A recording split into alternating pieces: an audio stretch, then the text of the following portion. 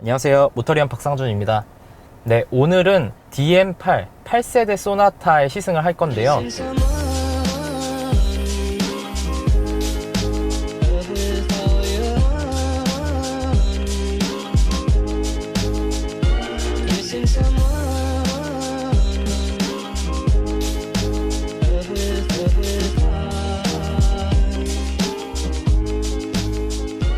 얼마 전에 편집장님께서 시승을 했던 그 DM8 소나타와 동일한 모델입니다. 스마트 스트림 2.0 가솔린 모델이고 인스피레이션 트림에 추가 옵션들까지 장착이 되어 있는 그런 모델입니다. 이 신형 소나타는 정말 많은 부분이 바뀌었죠.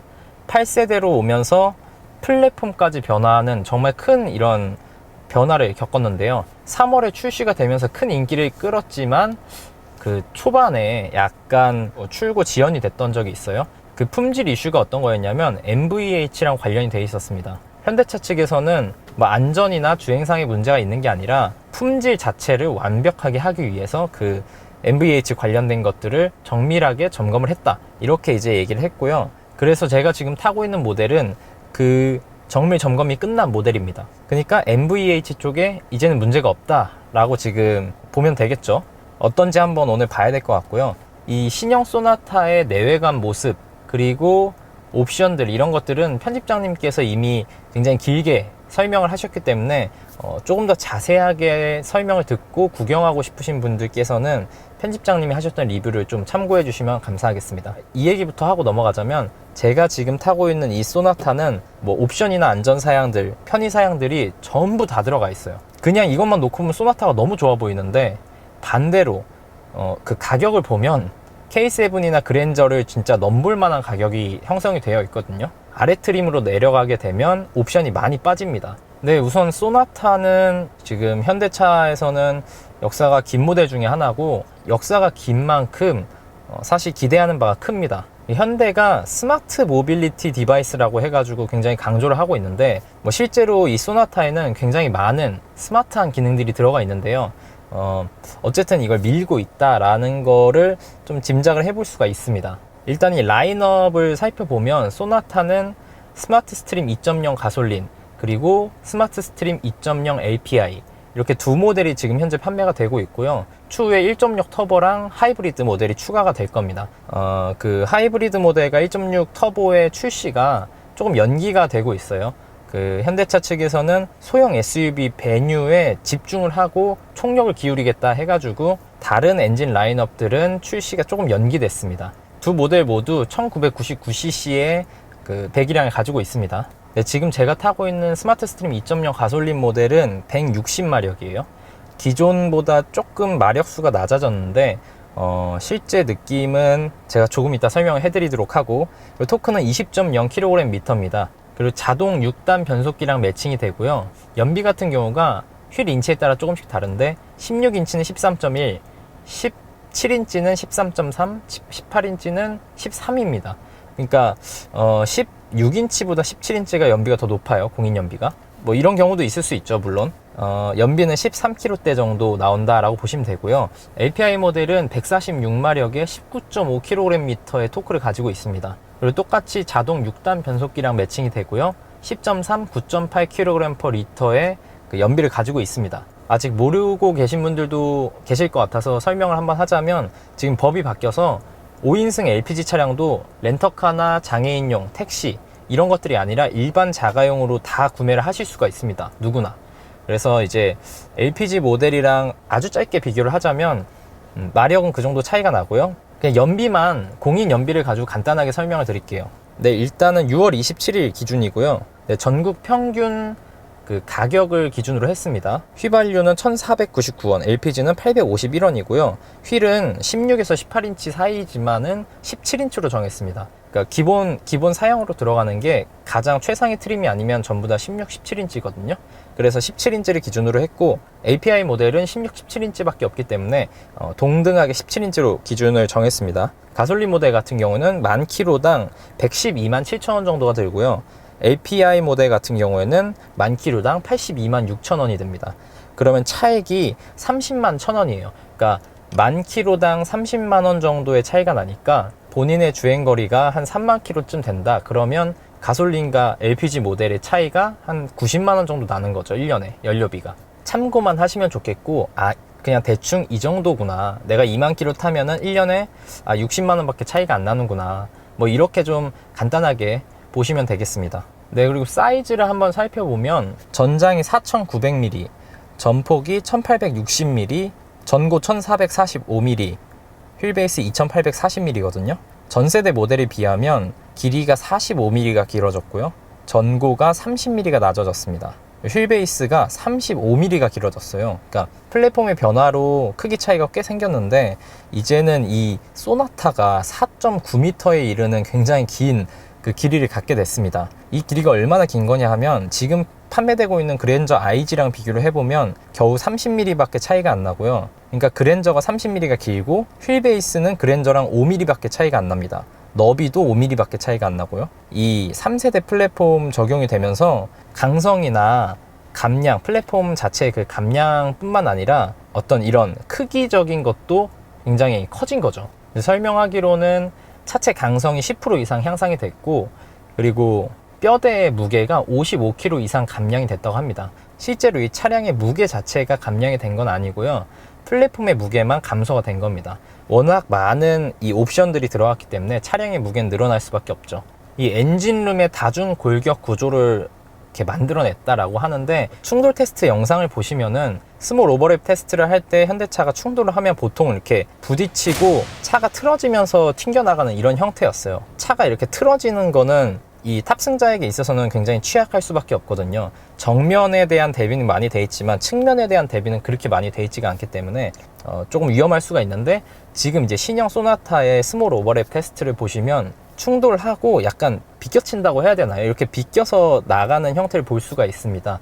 이게 지금 충돌 테스트 영상 많이 보신 분들은 알겠지만 볼보의 충돌 테스트 영상과 굉장히 비슷합니다. 뭐 벤치마킹을 했는지는 정확하게 알 수 없겠는데, 어쨌든 전 잘 바뀌었다고 생각을 합니다. 네, 지금 전면부 일단 LED 헤드램프를 보시면 499 그 프로젝션 타입으로 적용이 되어 있는데, 이거는 최상위 트림에 가야만 적용이 됩니다. LED 헤드라이트를 넣더라도 아래 트림에는 그냥 반사식 LED가 들어가고요. 이렇게 프로젝션 타입은 최상위 트림에만 들어갑니다. 전면 디자인이 뭐 호불호가 많이 갈리긴 하지만 이 라인 자체가 굉장히 멋있어요. 인터넷에서 맥이 수염이다 뭐 이런 얘기를 하는데, 이 부분이 저는 개인적으로는 크롬이나 이런 것들을 별로 좋아하지 않아서 그런지 낮에는 조금 별로예요. 근데 밤에 라이트가 켜지면 굉장히 예쁘더라고요. 투박하게 켜져 있는 게 아니라 약간 그라데이션지게 켜지는 형태여가지고 굉장히 멋있더라고요. 그리고 방향 지시등은 데이라이트랑 통합형으로 이루어져서 투웨이 방식으로 되어 있고요. 후면부를 먼저 보시면은 LED 테일램프가 적용이 됐고, 이 방향 지시등은 전구 타입입니다. 이 테일램프가 이어지는 디자인을 요즘 굉장히 많이 하고 있어요. 이 테일램프 위쪽에 보시면 핀도, 에어로 핀도 적용되어 있고요. 후면 디자인도 호불호가 좀 갈리긴 하지만 멋있는 것 같아요. 어쨌든 눈길을 사로잡는다는 말이 정확할 것 같습니다. 호불호가 갈리는 전후면 디자인과는 다르게 측면 실루엣은 정말 멋있어요. 측면의 모습만 보면 스포츠 세단 이상이에요. 정말 뭐 쿠페 같기도 하고 굉장히 멋있습니다. 라인이. 그리고 지금 시승차에는 휠이 18인치가 끼워져 있고요. 사이즈는 235mm의 타이어가 끼워져 있습니다. 타이어가 무려 P0인데요. 뭐 그 고성능 P0 같은 경우에는 썸머 타이어인데, 지금 장착되어 있는 타이어는 사계절용 타이어입니다. 이 트렁크를 한번 열어보면은 마크 안쪽을 누르면 열리는데 반자동입니다. 누르기만 하면 열리고 굉장히 평평한 이런 공간이 나 있어서 물건을 넣기에도 아주 좋고요. 크기도 510리터라서 매우 큽니다. 그물망 같은 거나 아니면 뭐 고리 같은 것들이 좀 적용이 돼서 좀 돌아다니기 쉬운 짐들을 묶어둘 수 있게 적용이 됐으면 좋겠네요. 기본적으로 폴딩은 지원이 되지 않습니다. 스키스루만 지원이 되고 폴딩이 안 되는 건 조금 아쉽습니다. 그리고 제일 아쉬운 점은 사실 이 트렁크 손잡이에요. 트렁크를 닫으려고 봤는데 그 어디에도 손잡이가 없습니다. 그래서 이 정도는 넣어줘야 되지 않나, 조금 이거는 좀 많이 아쉽네요.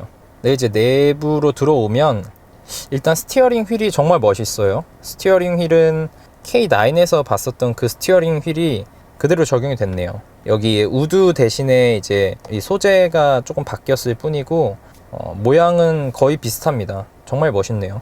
스티어링의 기능들도 충분하고, 이 계기판 같은 경우에는 지금 조금 바뀐 부분이 속도계랑 RPM이 반대로 돈다고 해야 될까요? 방향이 반대인데 RPM 게이지가 고회전으로 가면 가운데로 몰리고 속도 게이지도 고속으로 가면은 몰리게 되는 그런 형태잖아요. 이 차가 물론 그런 차는 아니지만 꼭 서킷에서 달려야 할 것만 같은 뭐 그런 차량처럼 보여요. 계기판만 보면. 푸조에서도 이렇게 나오기도 하고, 이런 식으로 돼 있는 계기판들이 종종 있는데 고 RPM 그리고 고속에서의 시인성, 한 곳에 가운데로 몰리는 이런 것들을 좀 고려한 것으로 저는 생각을 합니다. 이 계기판은 12.3인치 디스플레이고요. 깔끔합니다. 근데 이 드라이브 모드 변경하는 걸 보시면 약간씩 끊기는 느낌이에요. 그러니까 화질은 좋은데 이 프레임 수가 낮다, 이런 느낌이 듭니다. 어쨌든 정보 표출 능력이나 화려함 이런 것들에 있어서는 정말 좋습니다. 그리고 스티어링 좌우측에 있는 레버들도 조금 고급스럽게 바뀌었네요. 스티어링에는 패들 시프트도 달려 있습니다. 운전석과 동승석에 있는 도어 암레스트 같은 경우는 위치가 굉장히 편하고 평평하고 길어가지고, 그러니까 팔을 쉬게 하기에 정말 좋습니다. 중앙에는 10.25인치 디스플레이가 적용이 됐고요. 여기엔 이제 내비게이션이 무선 업데이트까지 되는 기능들이 적용이 됐습니다. 그리고 그 아래쪽에 이 디스플레이 창이 마련되면서 공조장치 이런 것들이 있는데, 저는 이 6개의 스위치만 빼면은 7개군요. 스티어링 열선까지 포함한 이 7개 스위치만 조금 더 고급스럽고 조금 더 크게 바뀌면 정말 좋을 것 같아요. 그리고 아래쪽에는 수납 공간이랑 이 전자식 기어 레버가 있고요. N 뉴트럴 버튼을 따로 마련한 거는 굉장히 좋네요. 이중주차 같은 걸 할 때 유용할 것 같습니다. 그리고 아래쪽엔 드라이브 모드랑 뭐 파킹 센서, 오토홀드, 주차 관련된 거는 지금 이 버튼을 누르고 내려서 이제 스마트 키를 가지고 전진 후진을 할 수가 있는 겁니다. 그런 기능이고요. 주차되어 있는 차량을 제가 꺼내서 운행을 하려고 할 때도 마찬가지로 스마트 키를 이용해서 조작을 할 수가 있습니다. 먼저 대신에 잠금을 건 상태에서 시동을 걸고 그 다음에 앞뒤로 이렇게 버튼을 누르면은 움직이게 되고요. 너무 멀리서 안 됩니다. 가까이 계셔야 됩니다. 차 근처에 계셔야 됩니다. 컵홀더 크기가 조금 다른 컵홀더 2개랑 뭐 수납함들이 있습니다. 수납함은 많습니다. 많은데 이 1열의 도어에 있는 포켓은 조금 큰 물병 같은 걸 담기에는 작아 보입니다. 그건 뒷좌석도 마찬가지고요. 그럼 실내 이 도어 쪽에도 계속 이 전면 헤드램프 쪽에 있던 그 데이라이트 시그널이 계속 들어가 있어요. 여기저기에 있습니다. 그러니까 디자인 언어를 하나로 맞췄다라는 거는 굉장히 잘한 것 같네요. 하이패스가 지금 여기에 마련이 됐어요. 원래는 보통 룸미러에 있었는데 이 오버헤드 콘솔 쪽으로 넘어갔고, 여기에는 뭐 다양한 버튼들, 그 중에서도 빌트인 캠이 눈에 띄는데요. 이거 같은 경우에는 블랙박스처럼 녹화를 할 수 있는 기능이 있는 거죠. 가죽 줄이 꽤 괜찮습니다. 지금 현재 적용된 가죽은 나파 가죽인데 최상의 트림이라 그렇고요.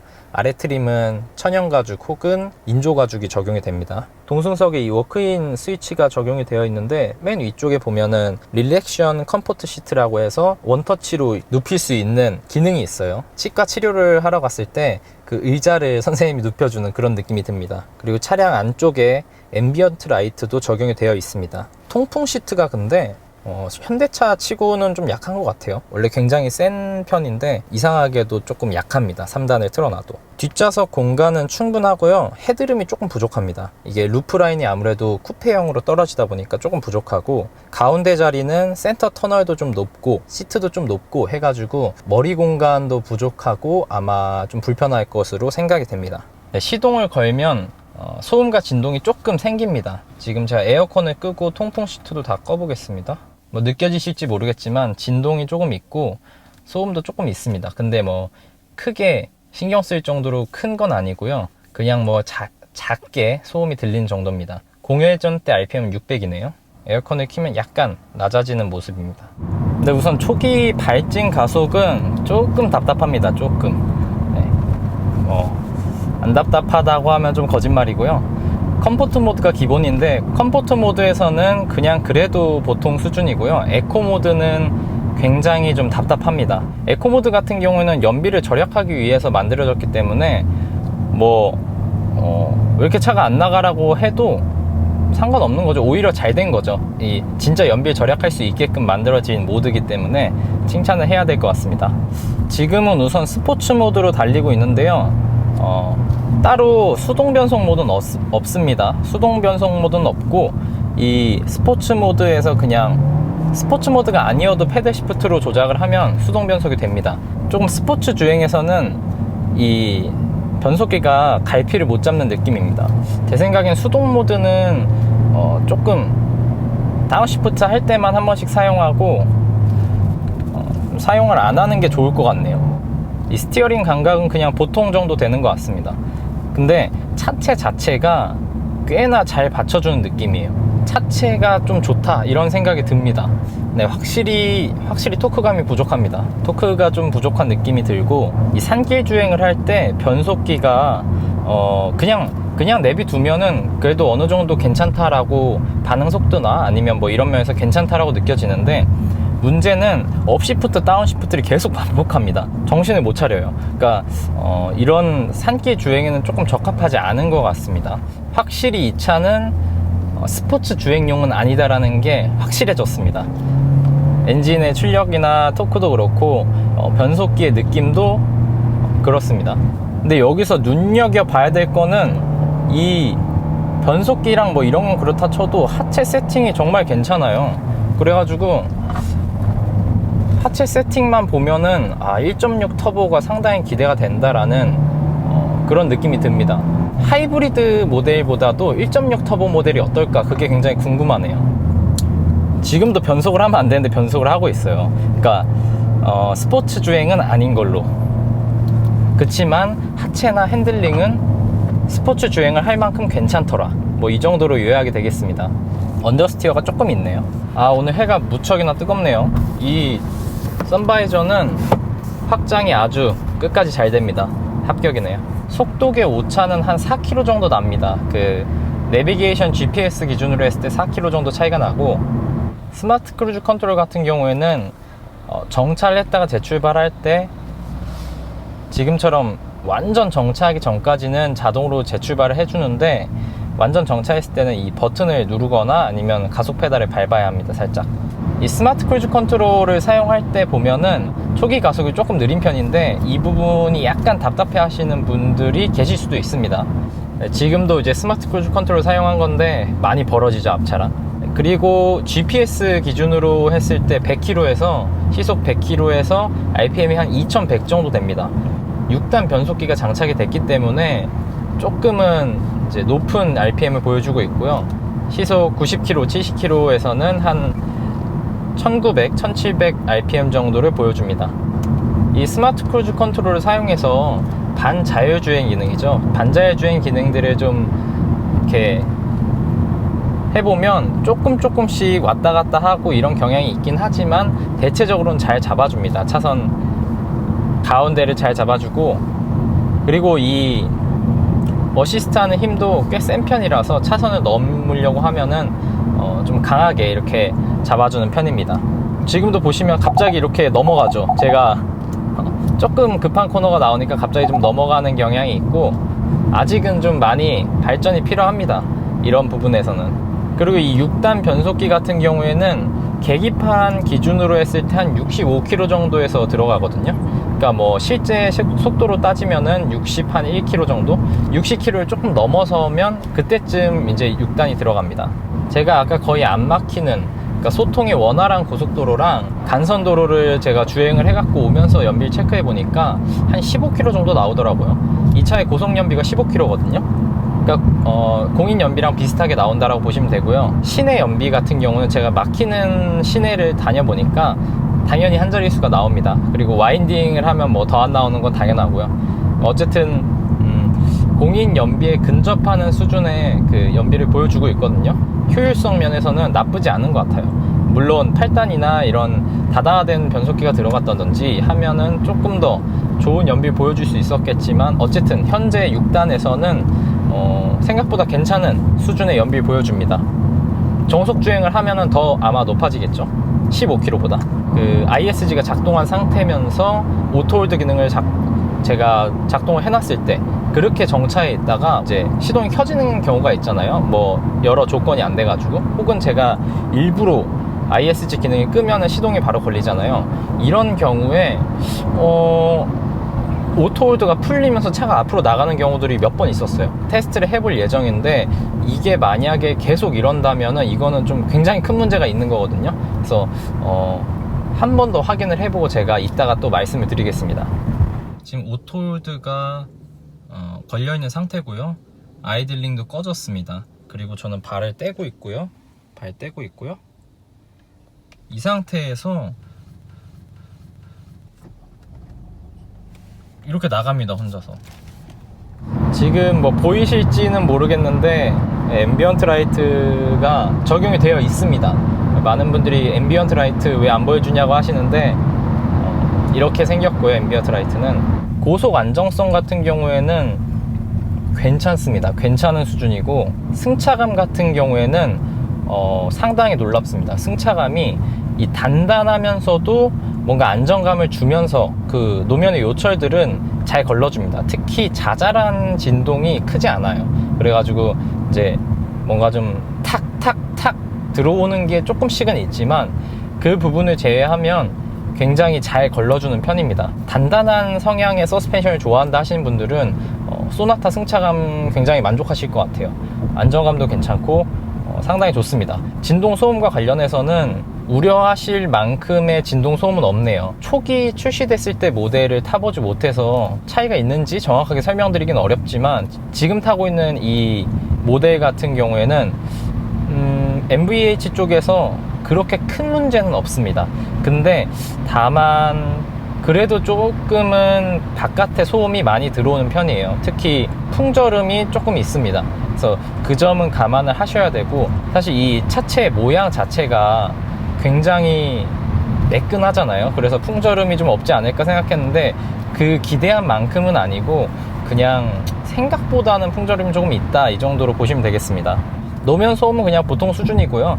뭐 다른 것들도 그냥 다 보통 수준이네요. 그러니까 MVH 쪽에서는 제가 볼 때는 이 윈드 노이즈 쪽이 조금 아쉽다라는 정도고, 나머지는 그냥 보통 수준? 아주 조용한 차는 아니고요. 지금 비가 오고 있진 않은데 장마철이어서 바람이 좀 많이 부는 것 같기도 하고, 어쨌든 이 풍절음이 조금 크게 들리는 편입니다. 뭐 당연히 이중차음 유리나 이런 것들은 적용되지 않았기 때문에 그냥 보통일 거라고 생각했는데 기대한 것보다 조금 별로다, 조금 아쉽다, 이런 정도가 되겠고요.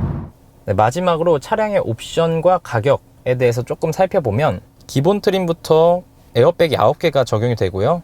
안전 보조 사양들도 꽤 많이 탑재가 됩니다. 이건 굉장히 좋습니다. 그리고 오토 하이빔이나 뭐 전동식 파킹 브레이크, 열선 사이드 미러 같은 것도 기본 트림부터 적용이 됩니다. 디스플레이 계기판 같은 경우에는 프리미엄 밀레니얼 트림부터 적용이 되고요. 최상위 트림까지 그 2개 트림만 적용이 됩니다.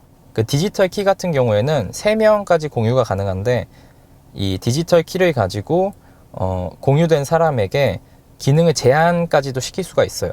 예를 들면은 자녀한테는 키를 열 수 있는, 그러니까 문을 열 수 있는 것만 자녀한테는 권한을 부여한다던가, 이런 식으로 이제 기능 제한을 걸 수가 있기 때문에 꽤나 유용하고 괜찮은 기능인 것 같은데, 아이폰을 사용하시는 분들께서는 보안을 이유로 사용이 불가능합니다. 안드로이드 사용자들만 가능하고요. 옵션에서 마지막으로 한 가지만 말씀 더 드리면, 뒷좌석 암레스트가 중간 트림 이상, 그러니까 프리미엄 밀레니얼 트림에서부터 뒷좌석 암레스트가 들어갑니다. 저건 좀 아쉽죠. 이런 소소한 옵션들이 너무 이 최상위 트림으로 몰고 가려는 느낌이 있어서 그런 점이 좀 아쉽습니다. 뭐 앞으로 차차 조금씩 옵션도 선택의 폭이 넓어질 거라고 생각을 하고요. 가격을 좀 살펴보면 스마트 트림이 2,300, 400만 원 정도부터 시작을 하고요. 프리미엄 패밀리 트림이 2,800 정도, 그리고 프리미엄 밀레니얼이 3,000, 인스퍼레이션이 3,300만 원입니다. 옵션 같은 경우에 인스퍼레이션이 기본 옵션이 가장 이제 훌륭하거든요. 근데 가격이 3,300만 원이에요. 여기에다가 뭐 파노라마 선루프나 내비게이션 뭐 이것 등등등 옵션을 다 넣으면 지금 제가 타고 있는 모델처럼 흔히 말하는 풀옵션을 넣게 되면 3,564만 원입니다.